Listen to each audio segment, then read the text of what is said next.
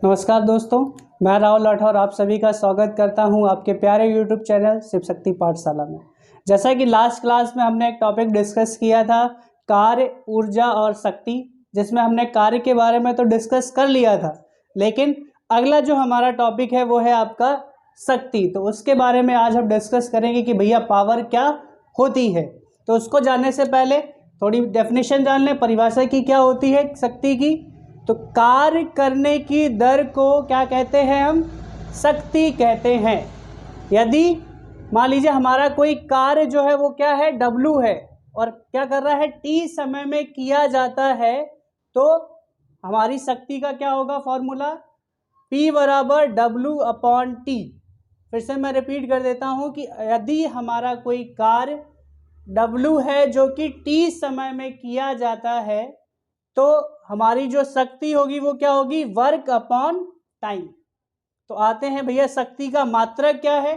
तो शक्ति का मात्रक होता है आपका वाट, या फिर कह लें तो इसको जूल अपॉन सेकेंड, या फिर इसका एक और मात्रक होता है कि 10 की पावर 7 अर्ग अपॉन सेकेंड। ये कहाँ से आया? ये आपकी लास्ट क्लास में हमने डिस्कस किया था कि 1 जूल बराबर क्या होता है आपका? 10 की पावर 7 अर्ग। तो ये वहीं से आया है, जूल अपॉन सेकेंड, या फिर इसको कह सकते हैं 10 की पावर 7 अर्ग या फिर सेकेंड। चलिए, शक्ति हमारी राशि कैसी है? अदिश या सदिश? तो ये है हमारी अदिश राशि, जिसमें हमें दिशा की जरूरत नहीं पड़ती है। तो चाहे हमारा कार्य हो, ऊर्जा हो या आपका शक्ति हो, ये तीनों की तीनों राशियां कैसी हैं? ये आपकी हैं अदिश राशियां। चलिए, दूसरा है मशीनों में जो हम पावर यूज करते हैं, तो उसके लिए क्या मात्रक यूज किया जाता है? तो उसके लिए हम यूज करते हैं हॉर्स पावर, जिसको बोलते हैं अश्व शक्ति। क्लियर? एक अश्व शक्ति का कितना मान होता है आपका? 746 वॉट के बराबर होता है। क्लियर? तो पूछा जाता है एग्जाम में आप सभी के कि एक अश्व शक्ति का मान कितने बराबर होता है? तो वो आपका 746 वॉट के बराबर होता है। ठीक, बाकी अगर हम पूछें कि 1 वॉट की क्या होगी वैल्यू, तो 1 वॉट बराबर आपका हो जाएगा 1/746 हॉर्स पावर। तो इस चीज को भी ध्यान रखिए। बाकी अगर इसको और थोड़ा हम डिवाइड करते हैं तो आपका जो आंसर आएगा तो 0.001340 हॉर्स पावर। तो आपके एग्जाम में पूछा जाता है कि 1 वॉट बराबर कितने हॉर्स पावर? तो आपके ऑप्शन में होता है 1.340 हॉर्स पावर, 0.1340 हॉर्स पावर, सी होता है 0.001340 हॉर्स पावर, और डी होता है 0.0134 हॉर्स पावर।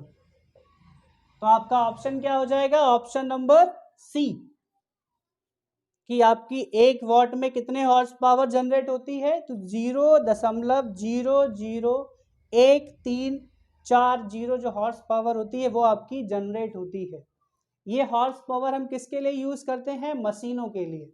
नॉर्मली अगर हमारी शक्ति की बात करेंगे तो जो हमारा मात्रक यूज हम लोग करते हैं पावर वगैरह घरों में, तो वो होती है वाट आपकी। इसका एक और मात्रक होता है क्या? जूल अपॉन सेकेंड, या फिर 10 की पावर 7 अर्ग अपॉन सेकेंड। तो कुछ भी आपके एग्जाम में पूछा जा सकता है कि 1 वॉट बराबर क्या होता है। अगर अर्ग में पूछा गया है तो 10 की पावर 7 अर्ग अपॉन सेकेंड। इसी से हम लोग अपनी एक विमा निकाल सकते हैं कि भैया कार्य की जो या शक्ति की विमा क्या होती है। तो शक्ति की विमा का सूत्र होता है आपका mL2T-3। ये याद रखिएगा, आप लोग एग्जाम में पूछा गया है कि शक्ति की विमा का क्या सूत्र होता है। तो mL2T-3। चलिए इसके आगे डिस्कस कर लेते हैं हम लोग।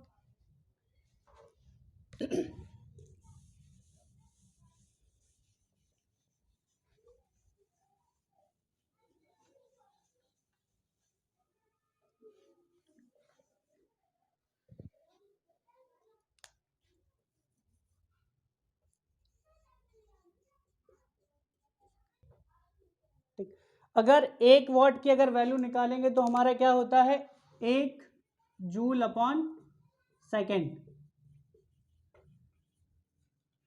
क्लियर। अगर मान लीजिए इसको 1 किलोवाट में बदलते हैं तो हमारा कितना आंसर आ जाएगा,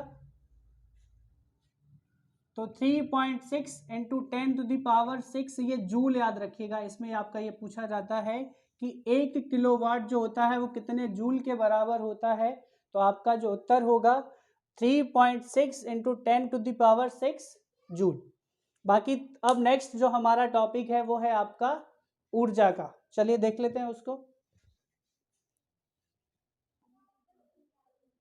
देखिए, ऊर्जा की अगर बात करें तो उसके पहले हमें उसकी परिभाषा जान लेते हैं कि ऊर्जा की परिभाषा क्या होती है या ऊर्जा किसे कहते हैं। तो कार्य करने की जो क्षमता होती है उसको क्या कहते हैं, हम ऊर्जा कहते हैं, जैसे कि हम पिछली क्लास में पढ़ चुके थे। थोड़ा सा और जान लेते हैं कि कार्य का मात्रक क्या होता है, जूल होता है। ऐसे ही आपका ऊर्जा का जो मात्रक होता है वो क्या होता है, वो भी आपका जूल होता है। ऊर्जा की विमा क्या होती है ये आपसे पूछा जाता है, तो याद रखिएगा Ml2T-2। आपके कई सारे एग्जाम में पूछा गया है कि ऊर्जा की विमा का सूत्र क्या होता है, तो Ml2T-2, या इसका मात्रक क्या होता है, तो जूल होता है। कार्य का मात्रक क्या होता है, ये भी जूल होता है। कार्य आपकी जैसे अदिश राशि, ऐसे ही ऊर्जा आपकी कौन सी राशि है, तो ऊर्जा भी आपकी अदिश राशि है।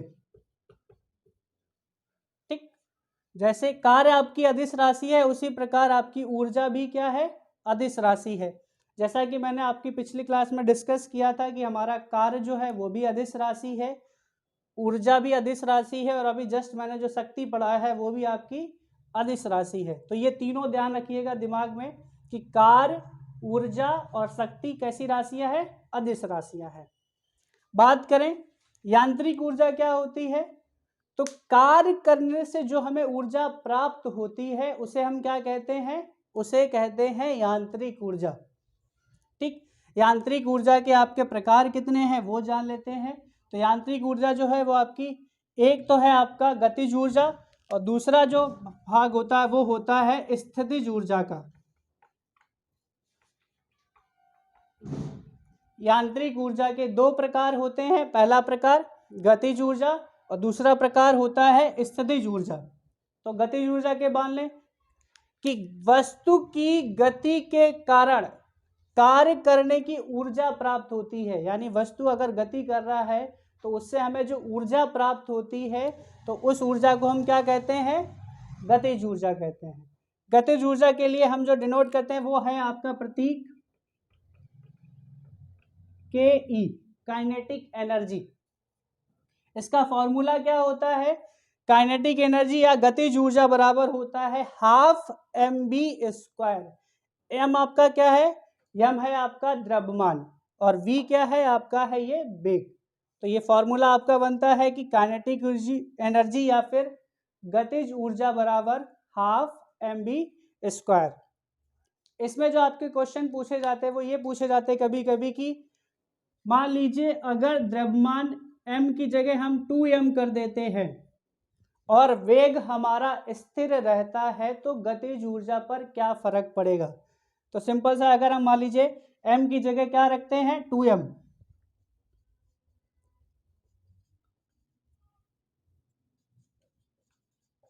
रखते हैं तो गतिज ऊर्जा पर हमारा क्या फर्क पड़ेगा बताइए।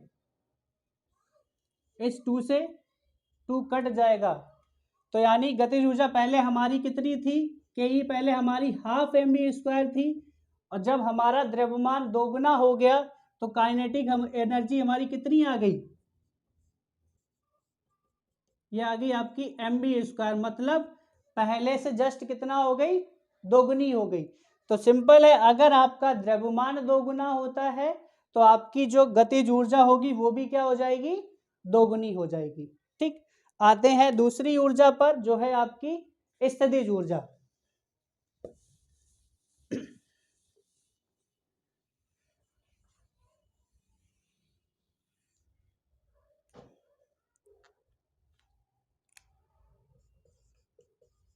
स्थितिज ऊर्जा के बारे में जान लेते हैं कि क्या होती है स्थितिज ऊर्जा।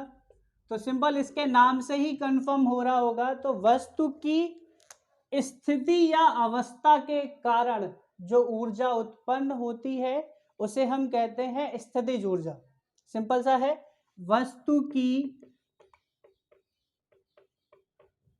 स्थिति या अवस्था के कारण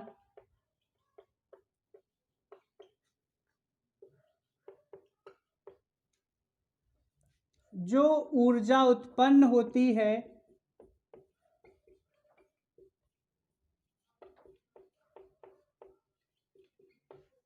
उसे स्थितिज ऊर्जा कहते हैं।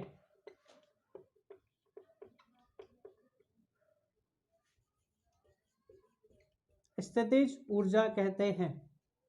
इसका फॉर्मूला क्या होता है, इसका पहले प्रतीक जान लो भैया।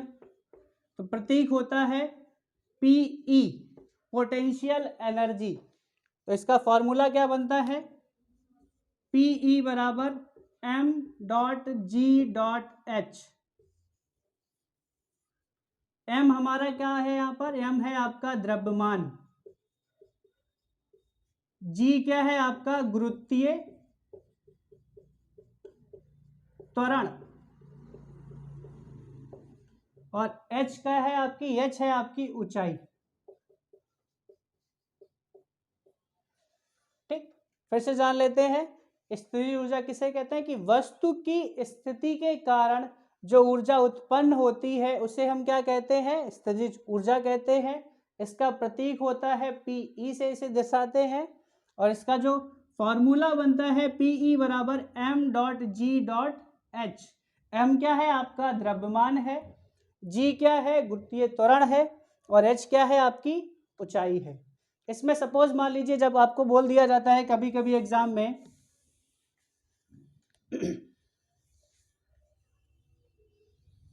कि द्रव्यमान अगर आपका दोगुना कर दिया जाए, मान लीजिए किसी वस्तु को अगर दोगुना कर दिया जाए या उसका वजन 2 गुना कर दिया जाता है, तो m की जगह अगर मान लीजिए 2m कर दिया जाता है, तो स्थितिज ऊर्जा पर क्या फर्क पड़ेगा अगर आपके g और h कांस्टेंट है। तो देख लेते हैं हम लोग। तो Pe बराबर m की जगह आप रख लीजिए 2m इंटू जी इंटू एच। तो सिंपल सा अगर आपको याद हो रहा, पहला क्या होता है, पहले हमारी जो स्थितिज ऊर्जा थी वो थी m dot G dot H sorry, अब क्या हो गई है, 2 गुना हो गई है। तो सिंपल याद रखिएगा कि अगर द्रव्यमान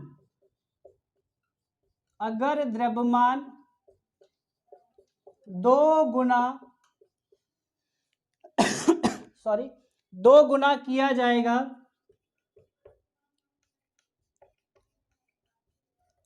तो स्थितिज ऊर्जा भी क्या हो जाएगी, तो स्थितिज ऊर्जा भी आपकी 2 गुनी हो जाएगी। पहले mgh थी, अब जब हमने m की जगह 2m रख दिया तो हमारी स्थितिज ऊर्जा क्या हुई, 2 गुना हो गई। तो स्थितिज ऊर्जा क्या हो जाएगी, 2 गुना हो जाएगी।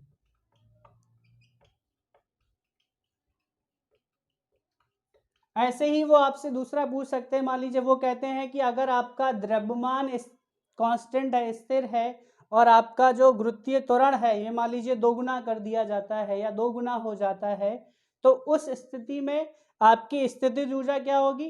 तो सेम लाइक दैट क्या हो जाएगा, जी की जगह अगर आप 2g कर दोगे तो भी आपकी स्थितिज जो ऊर्जा है वो क्या हो जाएगी, वो आपकी 2 गुनी हो जाएगी।